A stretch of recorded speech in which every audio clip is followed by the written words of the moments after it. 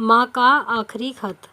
माँ पर कई कहानियों की तरह ही ये छोटी सी कहानी जिसका शीर्षक है माँ का आखिरी खत आपको भावुक कर देगी।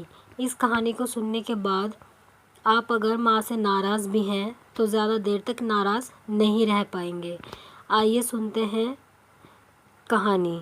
रात के 12 बज चुके थे। माँ कभी दरवाजे की तरफ देखती तो कभी एक नज़र खिड़की के तरफ। माँ की आंखों में और चेहरे पर चिंता साफ नज़र आ रही थी। थोड़ी ही देर में दरवाजे की घंटी बजी।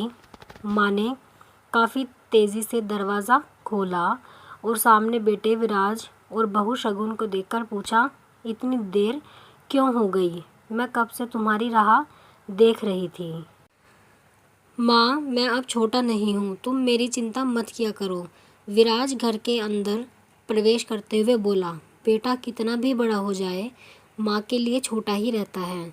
चलो छोड़ो हाथ पैर धो लो, मैं तुम्हारे लिए खाना लगा देती हूँ। माँ ने दरवाज़ा बंद करते हुए कहा, माँ जी हम बाहर से खाना खाकर आए हैं, आप खा लीजिए, हम सोने जा रहे हैं।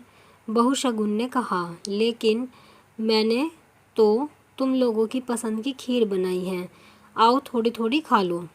माँ, तुझे एक बार में समझ नहीं आता क्या? तेरी बहू ने कहा ना, हम बाहर से खाना खाकर आए हैं, क्यों परेशान करती हैं? जा तू खीर खा ले और सो जा, और हमें भी शांति से सोने दे। माँ अकेले कैसे खीर खा सकती थी और उसे बिना खाए नींद कैसे आ सकती थी, क्योंकि बेटे के इंतज़ार में उसने भी कुछ नहीं खाया था। वह किचन में गई, एक गिलास पानी पिया और अपने रूम में चली गई। सुबह 10 बजे विराज की आंखें खुली। बाजू में शगुन अभी भी सो रही थी। विराज हॉल में आया तो लैपटॉप के पास रखी एक चिट्ठी पर उसकी नज़र पड़ी। यह चिट्ठी किसकी हो सकती है? यह देखने के लिए उसने चिट्ठी खोलकर पढ़ना शुरू किया। मेरे लाल, तू सोच रहा होगा कि एक ही घर में रहते हुए ये चिट्ठी क्यों?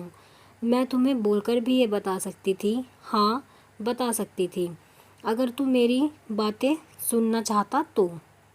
किसी एक्सप्रेस गाड़ी की तरह तू आता है और कुछ ही पलों में निकल जाता है। खैर वो सब जाने दो। कल तुम्हारा जन्मदिन था, इसलिए मैंने खीर बनाई थी। सोचा कम से कम आज के दिन साथ में बैठकर खाना खाएंगे। मगर मैं यह बात भूल गई थी कि मेरा बेटा बड़ा हो चुका है, तो अपने दोस्तों के साथ पार्टी करके खाना खाकर आया। चलो, मुझे इस बात की खुशी ही हुई मेरी दवाइयाँ ख़त्म हो गई हैं। मैंने कुछ दिनों पहले तुझे दवाई की एक चिट्ठी दी थी, अगर वक्त मिले तो वह दवाई मुझे लाकर देना, मुझे थोड़ी राहत हो जाएगी। विराज को याद आया कि 4-5 दिन पहले माँ ने एक दवाई की चिट्ठी दी थी।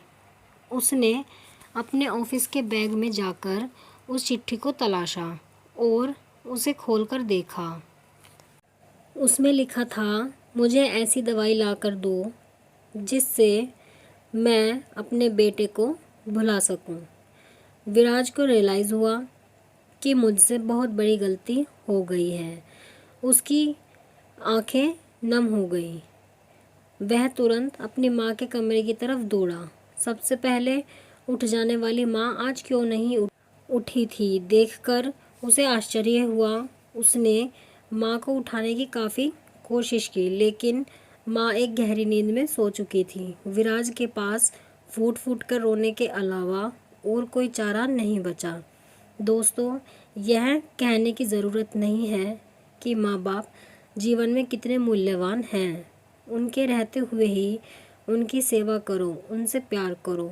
वह चले जाएंगे तो कुछ नहीं कर पाओगे। आप कमेंट में ज़रूर बताएं कि आपको स्टोरी कैसी लगी है। अगर आपको स्टोरी पसंद आई है तो वीडियो को लाइक करें और चैनल को सब्सक्राइब करें ऐसी ही वीडियोज़ के लिए।